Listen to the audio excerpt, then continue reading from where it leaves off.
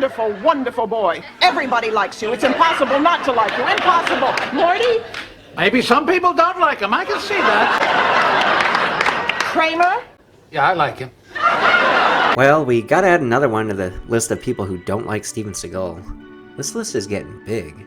Like, I hate him sometimes. I just fucking hate him. Oh my god. I told you, he's terrible. Pisses me off. This time it's Charlize Theron. And I'm not sure exactly why people don't like Steven Seagal. I mean, he's modest, he's humble. You still fight? Yes, I do. You still dangerous? I still know a thing or two. He's highly respectful. Do I think Michael is a tough guy? No.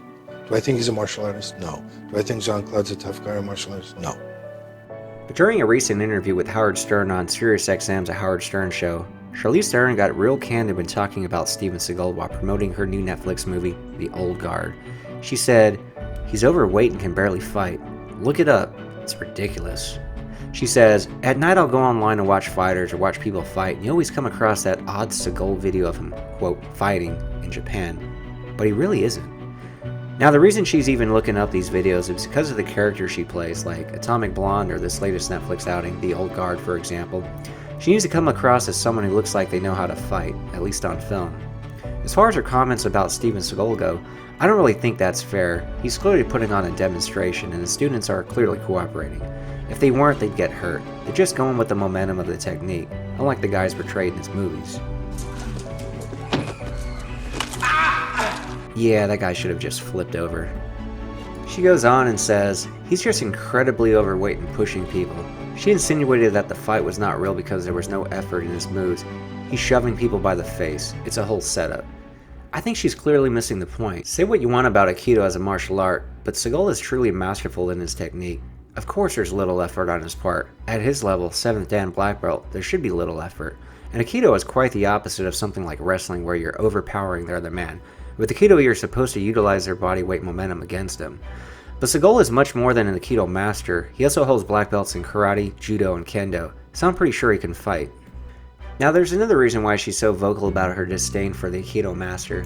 She states that he has been cruel to women in the past and says, "I have no problem talking crap about Seagal because he's not very nice to women, so F you." She's referring to the accusations from Jenny McCarthy in 2017 who accused Seagal of asking her to take her clothes off during an audition for Under Siege 2. McCarthy claims that Steven told her, "You know, this part has nudity in it, and I can't really tell what your body looks like in that dress you're wearing." Not to defend Steven, but I guess that could be a semi-valid case perhaps. But assuming that accusation is actually true, do you guys think it's fair to fat-shame Steven Seagal and trash his martial arts skills? Oh, and by the way, of course Steven Seagal refuted those accusations. I mean, just ask him, "Hey Steven, was that true about Jenny McCarthy?" No. But what's more interesting is that Warner Brothers, the studio behind 1995's Under Siege 2, subsequently denied that McCarthy ever even auditioned for it. So it's really hard to say what happened, if anything. You know, personally what I'd absolutely love to see, unlike Steven Seagal, it's not Jenny McCarthy's nude body. What I really want to see is this. What if Seagal finally decided to really get back into shape, in a fighting shape? Not so much to put a stop to the haters fat-shaming him. Steven Seagal starts off in the beginning of the movie looking pretty cool, but by the end of it, he looks like he gained 15 pounds. He probably did. Like, seriously, there's a part where, like, he's sitting down, and he looks, like, chunkier. But rather for general health purposes, and in doing so, what if he finally gave us Under Siege 3 instead of that straight-to-video garbage? Sorry, Steven. You know you can do better. We know you can do better. Apparently there was a solid script for Under Siege 3 going back all the way to 2007. There's an article from Ain't It Cool News that I'll summarize here. It talks about Steven Seagal indicating his extreme displeasure with the ultra crappy straight-to-video fare which he's been consigned to for years. The article makes reference to Seagal's impending fulfillment of his obligations to Sony, effectively liberating him from his straight-to-video purgatory and allowing him the latitude to pursue projects more to his liking. It goes on further to talk about Erika Eleniak's official site. In case you didn't remember, she's a super hot girl sidekick heroine who jumped out of the cake in the original Under Siege. Seems Erika's recently perused the screenplay for the proposed Under Siege 3, and she actually likes it. She's in it. She likes it a lot. She says, "I liked it so much, there's no way it'll ever get made, and it very well may not." She says it's one of the most physical action-based shows she's looked at in a long time. Hats off to the writer who hails from the UK. She said it has nothing to do with airplanes, nothing to do with 9/11, nothing to do with boats or subs. There's great comic relief, plenty of fighting, Some issues with the women's clothing, or lack thereof, though. Somehow I doubt Jenny McCarthy will be auditioning, by the way. Oh, and then there's guns, there's cars, there's great one-liners, explosions, everything. So, sounds pretty good. So there's nothing showing up for Under Siege 3 on IMDb, but they do show a listing for Above the Law 2 that was announced. That page last updated in 2017, by the way.